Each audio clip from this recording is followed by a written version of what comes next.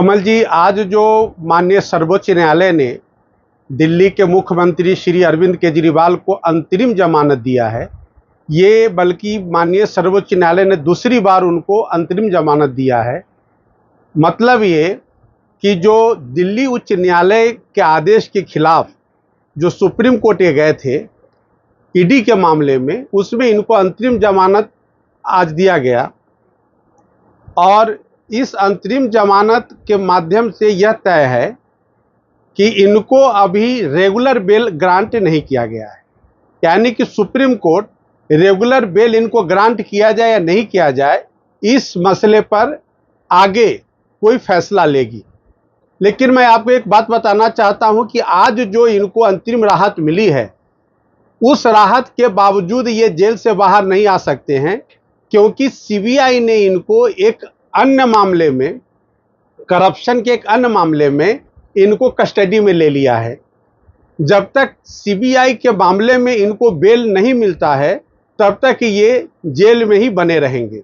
मैं आपको बता दूं कि सीबीआई मामले में अरविंद केजरीवाल ने बेल पिटीशन ऑलरेडी दिल्ली उच्च न्यायालय के समक्ष दाखिल कर रखा है और शायद 17 जुलाई को उस पर सुनवाई होगी।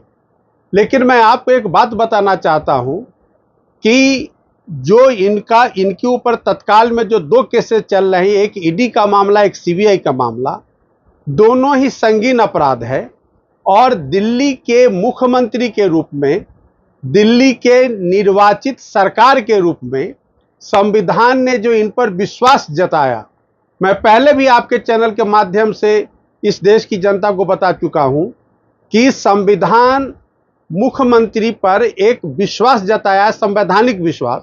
संवैधानिक विश्वास क्या है कि वो कानून के हिसाब से, प्रजातांत्रिक तरीके से, निष्पक्षता से और बिना किसी कदाचार के शासन प्रदान करेंगे, दिल्ली का शासन चलाएंगे। लेकिन मुख्यमंत्री के रूप में 2 संज्ञेय अपराध में, एक पीएमएलए के मामले में, दूसरे प्रिवेंशन ऑफ करप्शन एक्ट के मामले में दिल्ली के मुख्यमंत्री जेल में हैं। ऐसी सूरत में इन्होंने, संविधान ने जो इनके ऊपर एक ट्रस्ट दिया, उस ट्रस्ट का इन्होंने खंडन किया है, उसका ब्रीच किया है। तो ब्रीच ऑफ कॉन्स्टिट्यूशनल ट्रस्ट के ये दोषी हैं। ऐसी सूरत में इनको इस्तीफा दे देना चाहिए था, लेकिन मार्च महीने में अरेस्ट होने के बावजूद चुनी हुई सरकार, जो कि कैबिनेट फॉर्म ऑफ गवर्नमेंट है, पार्लियामेंट्री फॉर्म ऑफ गवर्नमेंट है, जिसको हर सप्ताह कैबिनेट मीटिंग करनी है, देश या राज्य के जनता के हित में, दिल्ली के जनता के हित में, वह डिसीजन 23 मार्च 2024 के बाद से कदापि नहीं किया जा सकता रहा है। ऐसी सूरत में दिल्ली में सरकार नाम की चीज नहीं है, लेकिन ये लोग जो संविधान की दुहाई देते हैं, संविधान के दुहाई के नाम पर संविधान को किस तरह से तार तार कर रहे हैं, किस तरह से संविधान का अपमान कर रहे हैं, किस तरह से संविधान के साथ खिलवाड़ कर रहे हैं, ये प्रतिदिन जनता के समक्ष है। लेकिन ये इतने बेशर्मी या बेहयाई पर उतरे हैं कि ये इस्तीफा देना अपना धर्म नहीं मानते, कर्तव्य नहीं मानते, संवैधानिक कर्तव्य भी नहीं मानते। ये जेल से ही शासन प्रशासन चलाना चाहते हैं। मैं आपको एक बात और याद दिलाना चाहता हूं। आपको याद होगा कि जब इनको पहली बार चुनाव के नाम पर जब अंतरिम आदेश दिया गया था जमानत का, तब माननीय सर्वोच्च न्यायालय ने इन्हें हिदायत दी थी कि आप मुख्यमंत्री के रूप में कोई भी फाइल साइन नहीं करेंगे, आप मुख्यमंत्री के रूप में कभी दफ्तर नहीं जाएंगे, आप मुख्यमंत्री के रूप में कोई सरकारी आदेश नहीं पारित करेंगे, आपको सिर्फ और सिर्फ चुनाव प्रचार करना है और जो ही चुनाव प्रचार का अवधि खत्म होगा उनको सरेंडर करना था। तो जब सुप्रीम कोर्ट को भी पता है कि ये मुख्यमंत्री के रूप में कोई फाइल नहीं साइन कर सकते, कोई आदेश नहीं पारित कर सकते, कोई कैबिनेट मीटिंग नहीं कर सकते, यानी कि मुख्यमंत्री के दायित्व का निर्वाह नहीं कर सकते, तो क्या ये चुनी हुई सरकार के मुख्यमंत्री बने रहने का मौलिक, संवैधानिक, नैतिक अधिकार रखते हैं क्या? जब सुप्रीम कोर्ट की टिप्पणी है, माननीय उच्च न्यायालय ने कहा कि इनको खुद डिसीजन लेना है कि इनको मुख्यमंत्री पद पर बने रहना चाहिए नहीं रहना चाहिए। आज भी सुप्रीम कोर्ट ने कहा है कि इनको खुद डिसीजन लेना चाहिए कि उनको मुख्यमंत्री बने रहना चाहिए नहीं रहना चाहिए। लेकिन मैं तो दिल्ली हाई कोर्ट के आदेश को माननीय लेफ्टिनेंट गवर्नर दिल्ली तक पहुंचाया प्रतिनिधित्व के माध्यम से कि इनको धारा 164 का इस्तेमाल करके आप बर्खास्त करें, लेकिन किसी कारणवश लेफ्टिनेंट गवर्नर कोई कार्रवाई अभी तक नहीं किए हैं। लेकिन उनको आज मैं पुनः आपके चैनल के माध्यम से निवेदन करता हूं माननीय लेफ्टिनेंट गवर्नर दिल्ली से कि वो धारा 164 में अपने शक्तियों का निर्वहन करते हुए इनको मुख्यमंत्री के पद से तत्काल प्रभाव से डिसमिस करें, इनको बर्खास्त करें। आज जो सुप्रीम कोर्ट ने कहा कि इनको खुद डिसीजन लेना चाहिए, ये काफी है माननीय लेफ्टिनेंट गवर्नर के लिए कि उनको इनके पद से मुक्त करें और किसी अन्य को मुख्यमंत्री के पद पर आसीन कराएं, चाहे वो आम आदमी पार्टी का है, दूसरा कैंडिडेट क्यों ना हो, उसको मुख्यमंत्री बनाएं। लेकिन अरविंद केजरीवाल जी को किसी भी रूप में मुख्यमंत्री के पद पर बने रहने का कोई संवैधानिक नैतिक अधिकार नहीं है आज माननीय सुप्रीम कोर्ट की टिप्पणी के बाद। इसके पहले माननीय उच्च न्यायालय दिल्ली भी इस पर टिप्पणी कर चुका है। लेकिन यह एक ऐसा व्यक्ति हैं, एक ऐसा पब्लिक रिप्रेजेंटेटिव है कि पब्लिक के हित का ध्यान नहीं रखते।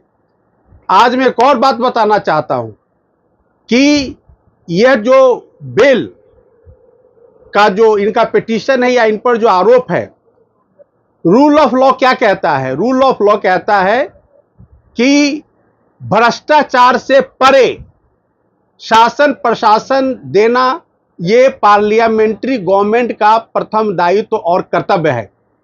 तो जब मुख्यमंत्री ही कदाचार भ्रष्टाचार में लिप्त हो तो इनसे आप रूल ऑफ लॉ संवैधानिक कानून का पालना का क्या उम्मीद और आशा रख सकते हैं? एक तरफ तो इनकी पूरी पार्टी और दूसरी बात इनकी पूरी पार्टी का फोकस आज दिल्ली के बदहाली पे नहीं है, दिल्ली के जनता के परेशानियों पे नहीं है। पूरा फोकस है कि किस तरह से अरविंद केजरीवाल जी को जेल से बाहर लाया जाए। इनकी पूरी पार्टी पूरी सरकार दिन रात इस व्यवस्था में जुटी हुई है कि किसी भी तरह से अरविंद केजरीवाल जी को बेल मिल जाए और उसके लिए प्रतिदिन इनका पूरा पार्टी न्यायालयों का चक्कर काटती रहती है। तो इनका फोकस चुने हुए रिप्रेजेंटेटिव के रूप पर पब्लिक के लिए नहीं है, दिल्ली के लिए नहीं है। इसका नतीजा क्या है कि आज बारिश का मौसम है, दिल्ली में सर्वत्र जल जमाव, दिल्ली के अंदर मच्छरों का पैदा होना, दिल्ली के अंदर बदबू, पानी से बदबू का आना, दिल्ली के सड़कों का खस्ता हाल, दिल्ली में पीने की पानी का किल्लत, दिल्ली के अंदर बिजली की किल्लत। तो आपको याद होगा जब आम आदमी पार्टी नई नई बनाई गई थी तो ये सड़क बिजली और पानी की लड़ाई लड़के ही सत्ता की दहलीज तक आई और सत्ता पर बैठ जाने के बाद आज 3 मुद्दों को ये भूल गए। आज दिल्ली की जनता अपने किस्मत पे रो रही है, आज दिल्ली की जनता अपने बदहाली पे रो रही है, आज दिल्ली की जनता अपने नसीब पे रो रही है कि उन्होंने किस तरह का प्रजातांत्रिक सरकार बनाया कि आज उनको उन्हीं के बदहाली पे छोड़ दिया है, उनकी चिंता करने वाला कोई नहीं है। ऐसी सूरत में माननीय सर्वोच्च न्यायालय को भी देखना होगा कि क्या ऐसा संज्ञेय अपराध करने वाले व्यक्ति को अंतरिम रूप से बेल मिलना चाहिए या नहीं मिलना चाहिए। जिस व्यक्ति के ऊपर इतना गंभीर कदाचार का आरोप लगा हो, ईडी के पोजीशन में काफी सबूत भी है, सीबीआई के पोजीशन में काफी सबूत है, तो क्या इनको बेल देने के बाद जो रूल ऑफ लॉ की कल्पना संविधान ने की है, क्या रूल ऑफ लॉ के तरीके से ये दिल्ली की सरकार चल सकती है? क्या यह व्यक्ति जो पब्लिक डोमेन में जो इनके खिलाफ जो एविडेंस हैं, क्या उस एविडेंस को टेम्पर कर सकते हैं क्या? तो ये तमाम मुद्दे हैं। जब इसकी फाइनल हियरिंग होगी तो माननीय सर्वोच्च न्यायालय उन तमाम मुद्दों पर अपना गौर फरमाएगी और उसके बाद ही इनको फाइनल बेल मिलना चाहिए नहीं मिलना चाहिए, इस मुतालिक उनको फैसला सुप्रीम कोर्ट देगी। इसलिए मुझे लगता है कि ये जल्दीबाजी होगी कि किसी भी तरह से सुप्रीम कोर्ट के आने वाले भविष्य में आने वाले इनके बेल पिटीशन पर फैसले के विषय में कुछ बोलना, लेकिन जो कानूनी पैरामीटर्स हैं उन तमाम पैरामीटर्स को देखते हुए ही माननीय सर्वोच्च न्यायालय कोई आदेश इनके फाइनल बेल पे पारित करेगी।